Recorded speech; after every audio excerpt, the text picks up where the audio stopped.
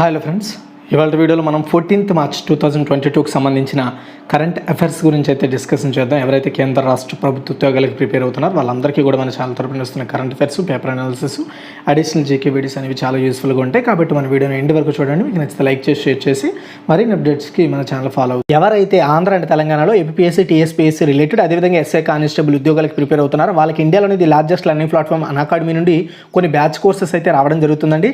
ఈ బ్యాచ్ కోర్సెస్లో మనకు వచ్చేసి junior assistant cum computer assistant full length test అయితే కండక్ట్ చేస్తున్నారు అకాడమీలో. ఇది మనకు 150 ప్రశ్నలతో 150 నిమిషాలు ఉంటుంది. ఇది ఒక ఫ్రీ స్కాలర్షిప్ టెస్ట్. ఈ టెస్ట్లో ఎవరైతే పార్టిసిపేట్ చేస్తారో ఈ సిలబస్ మొత్తం కూడా జూనియర్ అసిస్టెంట్ మీద ఉంటుందన్నమాట. అసిస్టెంట్కి సంబంధించిన ఎగ్జామ్ సిలబస్ మీదే. ఇది మార్చ్ 19th 2 PM ఉండబోతుంది టెస్ట్. ఈ టెస్ట్లో ర్యాంక్ 1 నుండి 4 వరకు ర్యాంక్ సంపాదిస్తే సో పర్సంటేజ్ వైడ్గా మీకు స్కాలర్షిప్ అయితే ఇవ్వడం జరుగుతుందన్నమాట మీరు తీసుకునే సబ్స్క్రిప్షన్ ప్లాన్స్ మీద. అండ్ ఈ టెస్ట్లో పార్టిసిపేట్ చేయండి. అదేవిధంగా మనకి ఎండోమెంట్ ఫుల్ లెంత్ టెస్ట్ కూడా కండక్ట్ చేస్తున్నారు. ఈ మాక్ టెస్ట్ సిరీస్ ఇది మనకు వచ్చేసి 150 ప్రశ్నలు 150 నిమిషాలు ఫ్రీ స్కాలర్షిప్ టెస్ట్. ఇది కూడా టోటల్గా ఎండోమెంట్ సిలబస్ మీద డిపెండ్ అయి ఉంటుంది. ఇందులో ర్యాంక్ 1 నుండి ర్యాంక్ 4 వరకు ఎవరైతే ర్యాంక్ సంపాదిస్తారో వాళ్ళకి పర్సంటేజ్ వైడ్గా ప్లస్ సబ్స్క్రిప్షన్లో స్కాలర్షిప్ ఇస్తారు. ఇది మార్చ్ 20th 2 PM ఉండబోతుంది అనమాట ఈ టెస్ట్. అదేవిధంగా వీకెండ్ మారథాన్ కూడా కండక్ట్ చేస్తున్నారండి గ్రూప్ 2 ఎగ్జామ్స్కి 2 తెలుగు రాష్ట్రాల్లో. ఇది వచ్చేసి 5 ఎడ్యుకేటర్ల ద్వారా స్టార్ట్ చేస్తున్నారు. ఇది మార్చ్ 18th నుండి 20th వరకు ఉండబోతుంది. 7 AM ఉదయం ఉంటుంది. అయితే ఇందులో మీరు ప్లస్ సబ్స్క్రిప్షన్ తీసుకుంటే అకాడమీలో మీకు ఫుల్ ఎడ్యుకేటర్ ద్వారా ఫాలో అవడానికి అవకాశం ఉంటుంది. కంప్లీట్ ఎగ్జామ్ ప్రిపరేషన్ ప్లాన్ ఉంటుంది. అదేవిధంగా రెగ్యులర్గా డౌట్ క్లాసెస్ అయితే కండక్ట్ చేస్తారు. మీకు మొత్తం సిలబస్ కవర్ చేస్తారు. ఫ్రీ టెస్ట్ సిరీస్ కండక్ట్ చేస్తారు. వీక్లీ మాక్ టెస్ట్లు కూడా కండక్ట్ చేస్తారు. అవి మీకు వచ్చేసి ఎగ్జామ్లో ప్రిపేర్ అవ్వడానికి చాలా ఈజీ చేస్తాయి మిమ్మల్ని. అండ్ ఫ్రీకి ప్లస్కి డిఫరెన్స్ కానీ చూసుకున్నట్టయితే లిమిటెడ్ అండి. ఫ్రీలో అన్నీ కూడా లిమిటెడ్. బట్ ప్లస్ సబ్స్క్రిప్షన్ కానీ తీసుకుంటే కంప్లీట్ అన్లిమిటెడ్లో అయితే మీకు ప్రొవైడ్ చేస్తారు. అందులో ఉండే ప్రతి వీడియోస్ కానీ క్లాసెస్ అన్నీ కూడా. అయితే ఇక్కడ మీరు గమనించండి, ఇక్కడ 1 month సబ్స్క్రిప్షన్ యాక్చువల్గా 1700. అదే మీరు మన కోడ్ ఇక్కడ మీకు డిస్ప్లే చేస్తాను. అదేవిధంగా కింద కామెంట్ సెక్షన్లో కూడా ఇస్తాను. EDU Tech 10 అనే కోడ్ అండి. డిస్క్రిప్షన్లో కూడా ఉంటుంది ఈ కోడ్ కానీ వాడితే మీకు 1 month సబ్స్క్రిప్షన్ 1700ది 1530 రూపాయలకి రావడం జరుగుతుంది. అంటే 10% డిస్కౌంట్లో రావడం జరుగుతుంది. గమనించండి. సో మీకు దీనికి సంబంధించిన లింక్స్ అన్ని కూడా డిస్క్రిప్షన్లో పెట్టాను. అంతేకాకుండా అకాడమీ ప్రెజెంట్ ఒక ఆఫర్ ప్రొవైడ్ చేస్తుంది. ఈ ఆఫర్ ఏంటి అంటే అన్లాక్ 20 అనే పేరుతో ఆఫర్ అండి. ఈ ఆఫర్ కూడా మనకి మార్చ్ 14th నుండి 16th వరకే ఉండబోతుంది. ఇందులో మీరు ఏ సబ్స్క్రిప్షన్ తీసుకున్నా, ఇందులో వీళ్ళు ప్రొవైడ్ చేసే ఏ సబ్స్క్రిప్షన్ తీసుకున్నా 20% ఆఫ్ అయితే వస్తుందండి. అంటే ఫర్ ఎగ్జాంపుల్ 1700 రూపాయలది, ఫర్ ఎగ్జాంపుల్ 1700 రూపాయల సబ్స్క్రిప్షన్లో మీకు 20% సబ్స్క్రిప్షన్ ఫ్రీగా ఇస్తారనమాట. అది దాన్ని బట్టి అర్థం చేసుకోండి. ఒక 1500 రూపాయలు అనుకోండి, అందులో 20% తగ్గించి మీకు ఇవ్వడం జరుగుతుంది. దీనికోసం మీరు చేయాల్సిందల్లా EDU Tech 10 అనే కోడ్ వాడాల్సి ఉంటుంది. ఈ కోడ్ వాడితే మీకు దీనికి సంబంధించిన లింక్స్ కూడా డిస్క్రిప్షన్లో ఉంటాయి. ఈ కోడ్ వాడితే మీకు ప్రతి సబ్స్క్రిప్షన్ మీద 20% డిస్కౌంట్ ఉంటుంది. ఇప్పుడే ట్రై చేయండి. తెలంగాణలో ఎగ్జామ్స్కి సంబంధించి రిలేటెడ్ నోటిఫికేషన్స్కి చాలా జాబ్స్కి అకాడమీ ఇప్పుడు మంచి చాయిస్గా ఉండబోతోంది. ఉండండి. సో ఈరోజు మనం ఫస్ట్ క్వశ్చన్ చూసుకుంటే IFR ఆసియా యొక్క Asian bank of the year అవార్డును పొందిన బ్యాంక్ ఇది. చాలా ఇంపార్టెంట్ అండి. 2022కు గాను IFR ఆసియా యొక్క Asian bank of the year అవార్డును పొందిన బ్యాంక్ ఏది అంటే యాక్సిస్ బ్యాంక్ అండి. మన ఇండియాలో 3వ అతిపెద్ద ప్రైవేట్ రంగ బ్యాంకు అయిన యాక్సిస్ బ్యాంకు ఆసియా పెట్టుబడుల్లో IFR ఆసియా యొక్క Asian bank of the year అవార్డును గెలుచుకుందనమాట. అండ్ అది కూడా బ్యాంకింగ్ ప్లేసెస్లో ఈ అవార్డు అయితే వచ్చింది. అన్ని ప్రధాన ఉత్పత్తులు మరియు విభాగాలలో ఈక్విటీ అండ్ రుణాలు జారీలో బ్యాంకు అత్యుత్తమ పనితీరును కనబరిచిందనమాట. అందుకు కానీ ఈ అవార్డు ఇచ్చారు తనకి, ఆ బ్యాంక్కి. గ్లోబల్ కోఆర్డినేటర్గా వర్క్ చేసిన ఏకైక స్థానిక అంటే రీజనల్ కంపెనీ యాక్సిస్ బ్యాంక్ అని చెప్పుకోవాలి. రిఫినిటివ్ డేటా ప్రకారం యాక్సిస్ బ్యాంకు DCMలో 17.1% మార్కెట్ వాటాతో మన ఇండియాలో మొదటి స్థానంలో ఉంది. అండ్ ఈ సంవత్సరం ఫైనాన్స్ ఆసియా కంట్రీ అవార్డ్స్లో bank best DCM house in India అవార్డును కూడా గెలుచుకుంది. గుర్తుపెట్టుకోవాలి 2 అవార్డులు. తర్వాత సెకండ్ వన్, ఎయిర్ ఇండియా నూతన చైర్మన్గా ఎవరు నియమితులయ్యారు? చాలా ఇంపార్టెంట్ అండి ఇది. ఆన్సర్ చూసుకున్నట్టయితే ఎన్ చంద్రశేఖరన్. టాటా గ్రూప్కు గత ఏడాది అక్టోబర్ 8న, గత ఏడాది అంటే 2021 అక్టోబర్ 8న 18,000 కోట్లను ఆఫర్ చేయడం ద్వారా రుణభారంతో ఉన్న ఏదైతే ప్రభుత్వ రంగ ఎయిర్ ఇండియా ఉందో దాన్ని కొనుగోలు చేసేసిందనమాట. అంటే ఇప్పుడు ఎయిర్ ఇండియా అనేది ప్రైవేట్ రంగ సంస్థగా మారిపోయింది. దాన్ని టాటా గ్రూప్ వాళ్ళు అయితే కొనుక్కున్నారు. టాటా సన్స్ ఇంకా air India chief executive officer and managing డైరెక్టర్ని నియమించలేదు. అంతకుముందునే యాక్చువల్గా CEO MD వేరు అండ్ చైర్మన్ వేరు. అయితే ప్రస్తుతానికి ఈ ఎయిర్ ఇండియాకి చైర్మన్గా చంద్రశేఖరన్ నియామకానికి టాటా బోర్డు అయితే ఆమోదం తెలపడం జరిగింది. అయితే టర్కిష్ ఎయిర్లైన్స్ మాజీ chairman Ilker Ayci air India యొక్క CEO MDగా ఉంటారని ప్రకటించింది టాటా గ్రూప్. కానీ అతను ఆ యొక్క పదవిని తిరస్కరించడం జరిగింది. ప్రస్తుతానికి రెండు అంటే CEO MD వేరువేరుగా ఉండొచ్చు, లేదా ఒకరికే ఇచ్చే అవకాశం ఉంది. కాబట్టి ప్రస్తుతానికి ఈ పోస్ట్ ఖాళీగా ఉంది. చైర్మన్గా మాత్రం ఆ సంస్థకి ఎన్ చంద్రశేఖరన్ గారిని నియమించుకోవడం జరిగింది. తరువాత థర్డ్ వన్ అండి, ఎంపవర్ సిటిజన్స్ పవరింగ్ ఇండియా పేరుతో భూ పరిపాలనా సంస్కరణలపై ఈ బుక్ను ఎవరు విడుదల చేశారు? ఆన్సర్ చూసుకున్నట్టయితే శ్రీ గిరిరాజ్ సింగ్ అండి. ఏప్రిల్ 22 నుంచి బహుభాష అంటే ఎక్కువ భాషల్లో ఈ సాఫ్ట్వేర్ను అందుబాటులోకి తీసుకురావడానికి భూ వనరుల శాఖ యోచిస్తోందని పంచాయతీరాజ్ శాఖ మంత్రి శ్రీ గిరిరాజ్ సింగ్ ప్రకటించారు.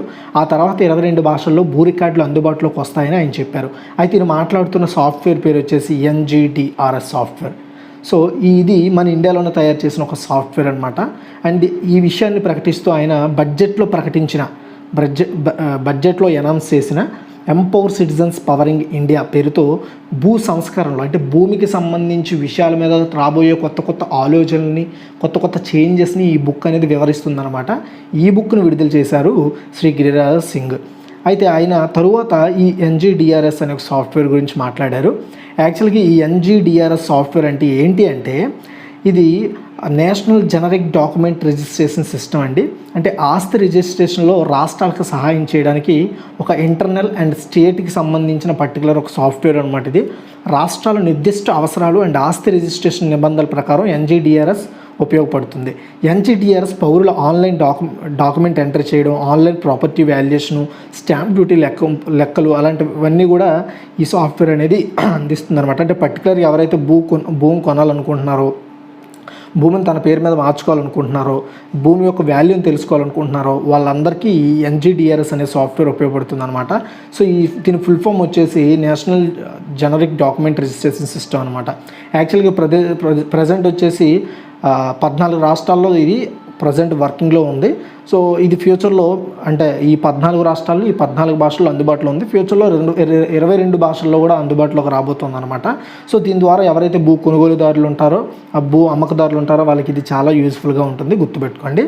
అండ్ మన ఇండియాలో ఉల్పిన్ అంటే యూనిక్ ల్యాండ్ పార్సల్ ఐడెంటిఫికేషన్ నెంబర్ను కూడా అమల్లోకి తీసుకురావడం జరిగిందనమాట ఇండియన్ గవర్నమెంట్. అది మెల్లమెల్లగా అన్ని రాష్ట్రాలు ఇంప్లిమెంటేషన్ చేస్తున్నారు. అంటే ప్రతి అడుగుకి లేదా ప్రతి గజానికి ఒక ఐడెంటిఫికేషన్ మార్క్ ఉంటుందన్నమాట. సో ఆ ఐడెంటిఫికేషన్ మార్క్ అనేది ఆ భూమి ఎవరిదనేది తెలియజేయడం జరుగుతుంది. దీన్నే unique land parcel identification number అంటారు. దీని గురించి మనం ఫ్యూచర్లో చాలాసార్లు చర్చించుకోవడం కూడా జరిగింది.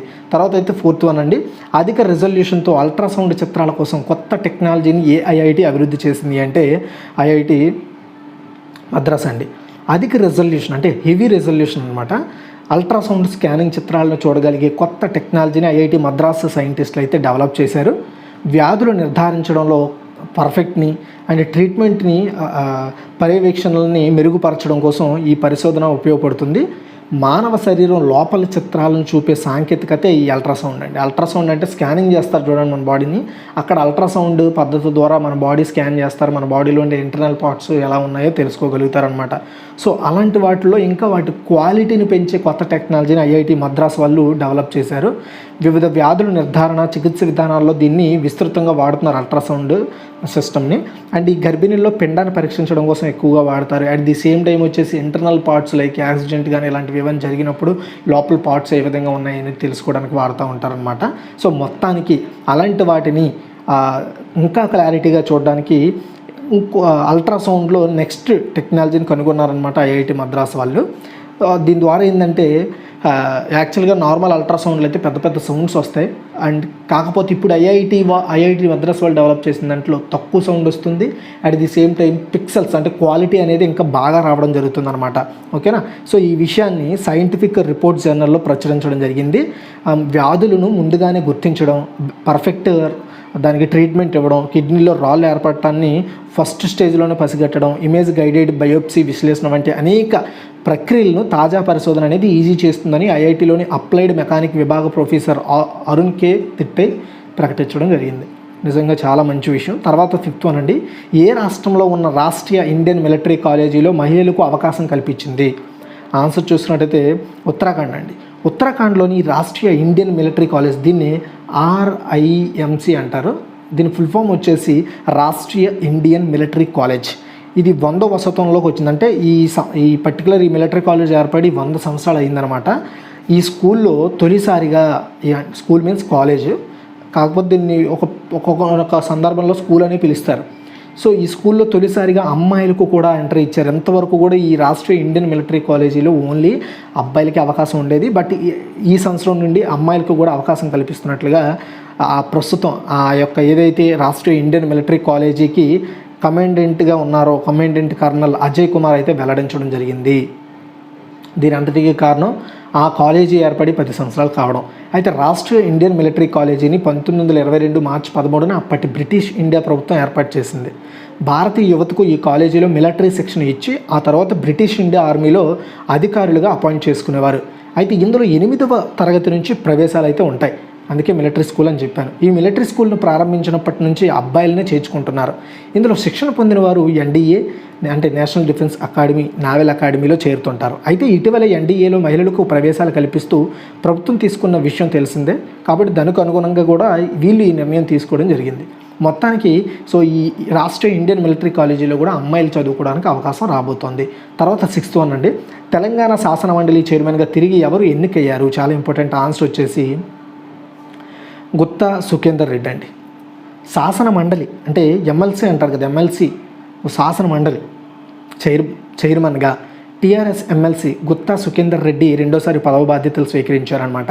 అంటే ఎమ్మెల్యేలకి ఎలాగైతే అసెంబ్లీ అనేది ఉందో శాసన సభ, అండ్ ఎమ్మెల్సీలకు కూడా శాసన మండలి అనేది ఉంటుంది. అయితే దీనికి చైర్మన్గా టీఆర్ఎస్ ఎమ్మెల్సీ గుత్తా సుఖేందర్ రెడ్డి మళ్ళీ తిరిగి ఎన్నికయ్యారు. యాక్చువల్గా ఇంతకుముందు కూడా ఆయనే ఉండేవారు. మళ్ళీ అతని పదవకాలం అయిపోయిందనమాట. ఆ పోస్ట్ పదవకాలం మళ్ళీ ఆయనే తిరిగి ఎన్నిక కావడం జరిగిందనమాట. యాక్చువల్గా ఈ పదవికి కూడా ఒకే ఒక నామినేషన్ వచ్చింది, ఇతనే. అండ్ 2019 సెప్టెంబర్ 11న తొలిసారిగా గుత్తా సుఖేందర్ రెడ్డి మండలికి చైర్మన్గా బాధ్యతలు స్వీకరించారు. మళ్ళీ 2022లో కూడా ఆయనే బాధ్యతలు తీసుకున్నారు. తర్వాత 7th వన్ అండి, జమ్మూ కాశ్మీర్కు 2022-23 ఏడాదికి ఎన్ని కోట్ల బడ్జెట్ ఆర్థిక మంత్రి నిర్మలా సీతారామన్ ప్రవేశపెట్టారు? చాలా ఇంపార్టెంట్ అండి. అంటే మనకి ఆర్టికల్ అంటే పర్టికులర్గా జమ్మూ కాశ్మీర్ని ప్రత్యేక ప్రాంతంగా గుర్తిస్తూ, అంటే కేంద్రపాలిత ప్రాంతంగా గుర్తిస్తూ ప్రయోగించిన ఏదైతే పర్టికులర్ చట్టాలు ఉన్నాయో, అంటే పర్టికులర్గా అదొక కేంద్రపాలిత ప్రాంతంగా బాధ్యతలు దాన్ని విడదీశారనమాట. లైక్ జమ్మూ కాశ్మీర్ అండ్ లడఖ్ని విభజించిన తర్వాత ఏం చేశారంటే ఫస్ట్ టైం అనమాట జమ్మూ కాశ్మీర్కి బడ్జెట్ ప్రవేశపెట్టడం. ఈ బడ్జెట్ను వచ్చేసి ఆర్థిక మంత్రి నిర్మలా సీతారామన్ గారు ప్రవేశపెట్టడం జరిగింది పార్లమెంట్లో. ఎన్ని కోట్లు అంటే 1.42 లక్షల కోట్ల రూపాయలండి. చూడండి, అదే చెప్తున్నాను కదా, ఆర్టికల్ 370 రద్దు తర్వాత జమ్మూ కాశ్మీర్కి యాక్చువల్గా వచ్చేసి కేంద్రపాలిత ప్రాంతంగా కలిపేయడం జరిగింది. మళ్ళీ దాన్ని స్టేట్గా ప్రకటించబోతున్నారు, ఫ్యూచర్లో ప్రకటించే అవకాశాలు ఉన్నాయి. కాబట్టి అలా విడగొట్టిన తర్వాత, లైక్ జమ్మూ కాశ్మీర్ని లడఖ్ని విభజించిన తర్వాత, సపరేట్ చేసిన తర్వాత, ఆర్టికల్ 370 రద్దు చేసిన తర్వాత ఫస్ట్ టైం అనమాట బడ్జెట్ దానికి కేటాయించడం. సో లోక్సభలో బడ్జెట్ను ప్రవేశపెట్టారు నిర్మలా సీతారామన్ గారు. అయితే 2022 అండ్ 2023 ఆర్థిక సంవత్సరానికి బడ్జెట్ ప్రవేశపెట్టారు. ఈ టోటల్ బడ్జెట్ వచ్చేసి 1.42 లక్షల కోట్ల రూపాయలు అనమాట. సో యాక్చువల్గా దీనికి అడిషనల్గా మళ్ళీ 18,860.32 కోట్లు కూడా అనుబంధ డిమాండ్లు కూడా ఆమె సమర్పించారు. అండ్ ఆర్టికల్ 370 రద్దు తర్వాత జమ్మూ కాశ్మీర్ అసెంబ్లీతో కూడిన కేంద్రపాలిత ప్రాంతంగా మారడం, గత 2 ఏళ్ళుగా అక్కడ ఎన్నికలు జరగకపోవడంతో రాష్ట్ర బడ్జెట్ను కేంద్రమే ప్రతిపాదించాల్సి వస్తుంది. అంటే ఇప్పటివరకు పర్టికులర్గా ప్రకటించలేదు, కానీ ఇలా ప్రకటించడం ఇదే ఫస్ట్ టైం. అది తర్వాత 8 అండి, సిరిల్ లాబ్రాస్ ఫినిఫెర్మా అనే కొత్త జాతి చేపను ఎక్కడ కనుగొన్నారు? ఆన్సర్ చూసుకున్నట్టయితే మాల్దీవులు అండి. మాల్దీవుల్లోని కొత్త జాతి చేపను సైంటిస్టులు అయితే ఐడెంటిఫై చేశారు. ఇంతవరకు చూడని అందమైన రంగురంగుల చేపగా సైంటిస్టులు దీన్ని పోలుస్తున్నారు. అయితే ఈ చేప సెరిబ్రాస్ ఫెనిఫెర్మా అనే ఈ చేపకు సిరిలాబ్రాస్ ఫినిఫెర్మా అనే నామకరణం చేశారు సైంటిస్టులు. ఈ చేప గులాబీ రంగులో అందంగా ఉంది. అయితే నిజానికి చెప్పాలంటే ఈ చేపను మొట్టమొదటిసారిగా 1990లోనే ఐడెంటిఫై చేశారు. ఆ టైంలో అది సిరిలాబ్రాస్ రుబ్రాస్ కామిస్ అనే జాతికి చెందిన వయసు మీరిన చేపగా భావించారు సైంటిస్టులు. అయితే ఇటీవలే అధ్యయనంలో సిరిలాబ్రాస్ ఫినిఫెర్మా చేపలు ఒక ప్రత్యేక జాతిగా గుర్తించడం కూడా జరిగింది. తర్వాత 9, దేశీయ ఎంఆర్ఓ సేవలను దేశీయ ఎంఆర్ఓ సేవలకు, ఎంఆర్ఓ సేవలు అంటే మండల రెవెన్యూ ఆఫీసర్ కాదండి. సో ఎంఆర్ఓ అనేది చెప్తాను చూడండి. ఎంఆర్ఓ సేవలకు కేంద్రం జిఎస్టీ రేట్ను ఎంతకు తగ్గించింది అంటే 5% కండి. దేశీయ మెయింటెనెన్స్, రిపేర్ అండ్ ఓవర్హాల్, దీన్ని ఎంఆర్ఓ అంటారనమాట. సో అంటే విమానాలను మెయింటైన్స్ చేయడము, వాటిని రిపేర్ చేయడము, వాటికి సంబంధించిన అన్ని విషయాలు చూసుకునే దాన్ని ఎంఆర్ఓ సర్వీసెస్ అంటారనమాట. విమానాలకు సంబంధించిన వాటి యొక్క మెయింటెనెన్స్, సర్వీసెస్, రిపేరు ఇలాంటివన్నీ చూసుకునే ప్రాసెస్ని ఎంఆర్ఓ సర్వీసెస్ అంటారు. వీటికి సంబంధించిన వస్తు సేవల పన్ను అంటే జిఎస్టీ రేట్ను కేంద్రం 18% నుంచి 5% తగ్గించిందనమాట. సో దీని ద్వారా దానికి వచ్చే బెనిఫిట్ ఏంటంటే విమానాలు ఖర్చులు కూడా తగ్గుతాయి. ఒక విమానాన్ని మెయింటైన్ చేయడానికి కావాల్సిన ఖర్చులు తగ్గుతాయి. సో దీని ద్వారా విమానానికి మనం పెట్టే ఖర్చు కూడా తగ్గే అవకాశాలు ఉంటాయి. అండ్ అండమాన్ నికోబార్ దీవులు, Dadra Nagar Haveli and Daman and Diu, Gujarat, Haryana, Himachal Pradesh, Jammu and Kashmir, Ladakh సహా మొత్తం 11 రాష్ట్రాల్లో ఏవియేషన్ టర్బైన్ ఫ్యూయల్ ఏటీఎఫ్పై విలువ ఆధారిత పన్ను వ్యాట్ను కూడా ప్రభుత్వం తగ్గించింది. మధ్యప్రదేశ్, త్రిపుర, ఉత్తరప్రదేశ్, ఉత్తరాఖండ్ వీటిల్లో కూడా. అండ్ నిర్వహణ, మరమ్మత్తు, ఓవర్హాల్, ఎంఆర్ఓ సేవల కార్యకలాపాలను అమలు చేయడానికి యంత్రాలను ఉపయోగించే ఏ పరిశ్రమకైనా ఇది ఉపయోగపడుతుంది. యాక్చువల్గా ఈ ఎంఆర్ఓ సర్వీసులు అనేవి ప్రభుత్వ ఆధీనంలో ఉండవు, ప్రైవేట్ రంగ ఆధీనంలో ఎక్కువగా నడుస్తాయి. కాబట్టి వాళ్ళకి ఇది ఓవరాల్గా చాలా ఖర్చును తగ్గిస్తుంది అనమాట. ఈ పర్టికులర్గా ఏదైతే మెయింటెనెన్స్ కావచ్చు, రిపేర్ కావచ్చు, ఓవరాల్ సర్వీసెస్ ఏవైతే ఉంటాయంటే ఒక ఫ్లైట్కి ఏదైనా ఇష్యూ వచ్చినప్పుడు దాన్ని బాగు చేయడము, దాన్ని మెయింటైన్ చేయడం బాధ్యతలు ఈ ఎంఆర్ఓ సర్వీసెస్ కింద పనిచేస్తాయి. కాబట్టి ఈ ఎంఆర్ఓ సర్వీసెస్లో 18% నుండి 5%కి జిఎస్టీ తగ్గించడం ద్వారా టోటల్ ఓవరాల్ ఖర్చు కూడా తగ్గుతుంది. తర్వాత 10 BAFTA అవార్డ్స్ 2022లో ఉత్తమ నటుడు అవార్డు ఎవరు గెలుచుకున్నారు అంటే, లేదా ఉత్తమ నటుడు ఎవరు అంటే విల్ స్మిత్ అండి. బ్రిటిష్ అకాడమీ ఫిల్మ్ అవార్డ్స్, దీన్ని బాఫ్టా అంటారు. సో ఈ బాఫ్టా 75 ఎడిషన్ అనేది 2022లో 75th ఎడిషన్ అనమాట. కింగ్ రిచర్డ్లో తన పాత్రను విల్ స్మిత్ ఉత్తమ నటుడు అవార్డుని గెలుచుకున్నారనమాట, కింగ్ రిచర్డ్ అనే మూవీకి. అండ్ జొవన్నా స్కాన్లో ఆఫ్టర్ లవ్లో తన పాత్రను బాఫ్టా 2022 ఉత్తమ నటి అవార్డుని గెలుచుకుంది. ఆఫ్టర్ లవ్ మూవీలో ఆమె చేసిన యాక్టింగ్కి. ఎవరండి? Joanna Scanlan. And the power of the dog ఉత్తమ చిత్రం అండ్ ఉత్తమ దర్శకుడిగా బాఫ్టా గెలుచుకుందనమాట. అంటే ది బెస్ట్ డైరెక్షన్ మూవీ వచ్చేసి the power of the dog and best movie film వచ్చేసి the power of the dog, గుర్తుపెట్టుకోవాలి. తర్వాత 11 పంజాబ్ రాష్ట్ర నూతన ముఖ్యమంత్రి ఎవరు అంటే భగవంత్ మాన్ అండి. పంజాబ్ అసెంబ్లీ ఎన్నికల్లో ఆప్ సీఎం అభ్యర్థి భగవంత్ మాన్ ఈ నెల 16న ముఖ్యమంత్రిగా ప్రమాణ స్వీకారం చేయనున్నారు. మొత్తం 117 స్థానాలు ఉన్న పంజాబ్ అసెంబ్లీలో ఆప్ 92 స్థానాలు గెలవగా కాంగ్రెస్ 18, అకాలీదళ కూటమి 4 స్థానాల్లో బాగా వెనకపడ్డాయని చెప్పచ్చు. అండ్ ఈ ఏడాది జనవరి 18న పంజాబ్ అసెంబ్లీ ఎన్నికల్లో ఆమ్ ఆద్మీ పార్టీ తన ముఖ్యమంత్రి అభ్యర్థిగా ఒకప్పటి స్టాండప్ కమీడియన్ అయిన and present AAP MP Bhagwant Mann పేరును ప్రకటించింది. పంజాబ్ ముఖ్యమంత్రిగా నియమితులైన ఆమ్ ఆద్మీ పార్టీ నాయకుడు భగవంత్ మాన్ తన ప్రమాణ స్వీకారోత్సవానికి ఒకరోజు ముందు సోమవారం లోక్సభ సభ్యత్వానికి రాజీనామా చేశారు. తన రాజీనామా లేఖను లోక్సభ స్పీకర్ ఓం బిర్లాకు ఇచ్చారనమాట. అండ్ పంజాబ్లోని సంగ్రూర్ నియోజకవర్గానికి 2014 నుంచి భగవంత్ మాన్ ప్రాతినిధ్యం వహిస్తున్నారు, గుర్తుపెట్టుకోండి. తర్వాత 12 అండి, insurance regularity and development authority of India నూతన చైర్పర్సన్గా ఎవరు నియమితులయ్యారు? చాలా ఇంపార్టెంట్. ఆన్సర్ వచ్చేసి దేబాశిష్ పాండా. ఆర్థిక సేవల విభాగం డిఎఫ్ఎస్ మాజీ కార్యదర్శి దేబాశిష్ పాండా రిటైర్డ్ ఐఏఎస్ అధికారి. అండ్ బీమా నియంత్రణ సంస్థ IRDA చైర్పర్సన్గా క్యాబినెట్ ఎన్నికల కమిటీ ఆయన్ని దేబాశిష్ పాండేని నియమించింది. ఇంతకుముందు ఈయన వచ్చేసి ఆర్థిక సేవల విభాగానికి సెక్రటరీగా వర్క్ చేశారు. ఆర్థిక మంత్రిత్వ శాఖలో కార్యదర్శిగా 2 సంవత్సరాల సేవ తర్వాత పాండా జనవరి 31, 2022న రాజీనామా చేశారు ఆ పదవికి. మే 2021లో ఖాళీ అయిన 10 నెలల తరువాత IRDAI చైర్పర్సన్గా పాండా నియమితులు కావడం జరిగిందంటే 10 మంత్స్ నుండి ఆ స్థానం ఖాళీగా ఉండడంతో ఆయన నియమించారు. IRDAI అనేది ఆర్థిక మంత్రిత్వ శాఖ పరిధిలో పనిచేసే ఒక నియంత్రణ సంస్థ.